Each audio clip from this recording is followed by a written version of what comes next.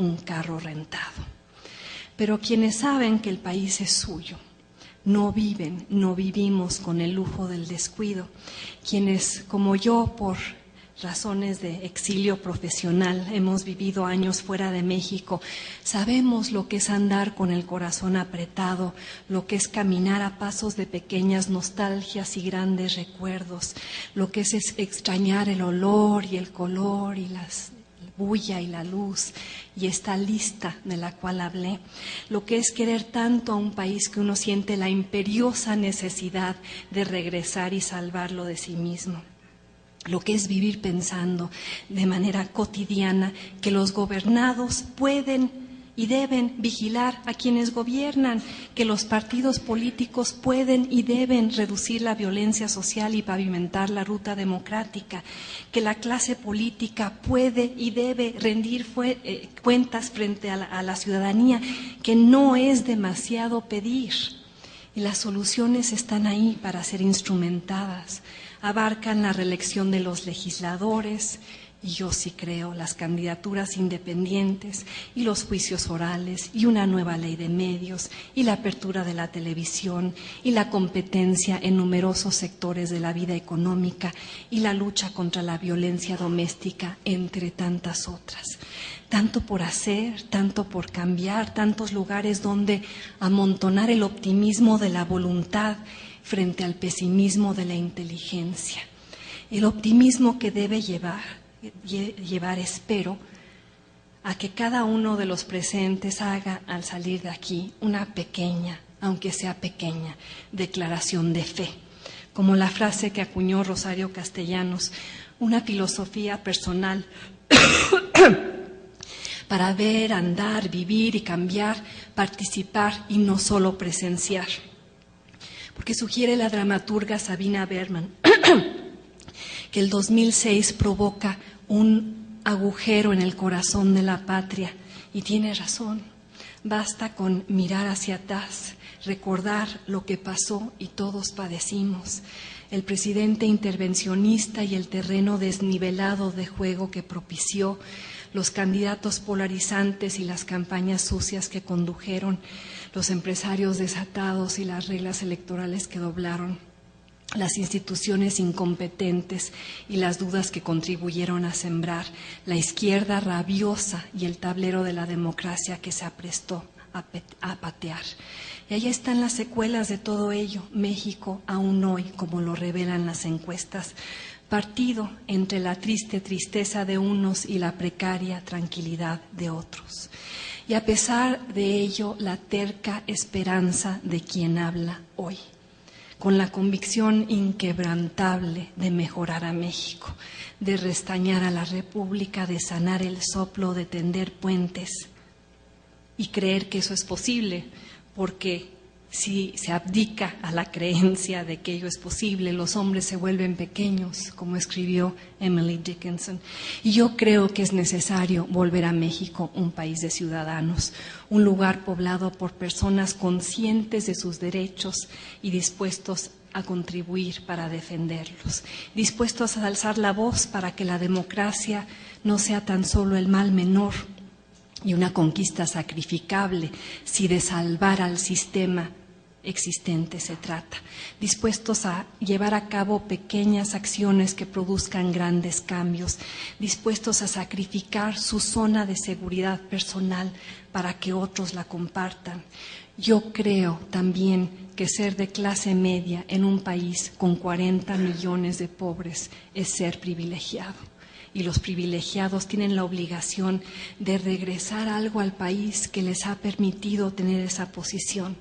Porque ¿de qué sirve la experiencia, el conocimiento, el talento, si no se hace con ello de México un país más justo? ¿Para qué sirve el ascenso social si hay que pararse sobre las espaldas de otros para conseguirlo? ¿Para qué sirve la educación si no se ayuda a otros a obtenerla? ¿Para qué sirve la riqueza si hay que erigir cercas electrificadas cada vez más altas para defenderla? ¿Para qué sirve ser habitante de un país si no se asume la responsabilidad compartida de asegurar vidas dignas ahí? Y por ello yo creo en el poder de llamar a las cosas por su nombre, de descubrir la verdad aunque haya tantos empeñados en esconderla, de decirle a los corruptos que lo han sido, de decirle a los monopolistas que deberían dejar de serlo, de decirle a quienes han gobernado mal a México que no tienen derecho a seguir haciéndolo. Yo creo en la obligación ciudadana de vivir en la indignación permanente, criticando, denunciando, proponiendo, sacudiendo. Porque, insisto, los buenos gobiernos, insisto, se construyen a base de buenos ciudadanos y en realidad solo los inconformes lo son.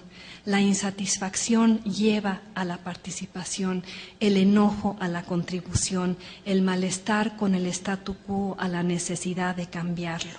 Y yo creo que personas comunes y corrientes, como todas las que están sentadas aquí esta tarde, pueden hacer cosas extraordinarias.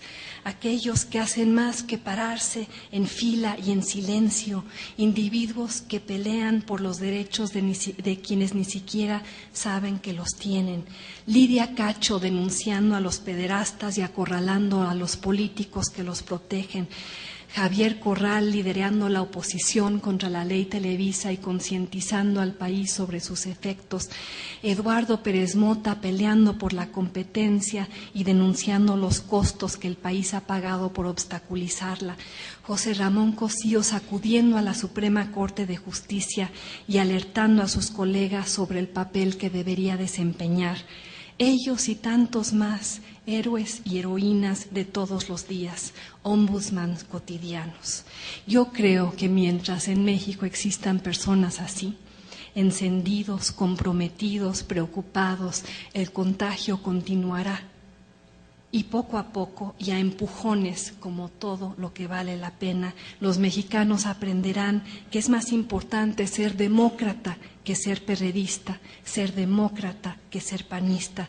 El monólogo de los ciudadanos se convertirá en el coro de la población. Y yo creo que un día, quizá no tan lejano, habrá un diputado que suba a la tribuna y exija algo en nombre de quienes lo han electo. Y México ese día será otro país.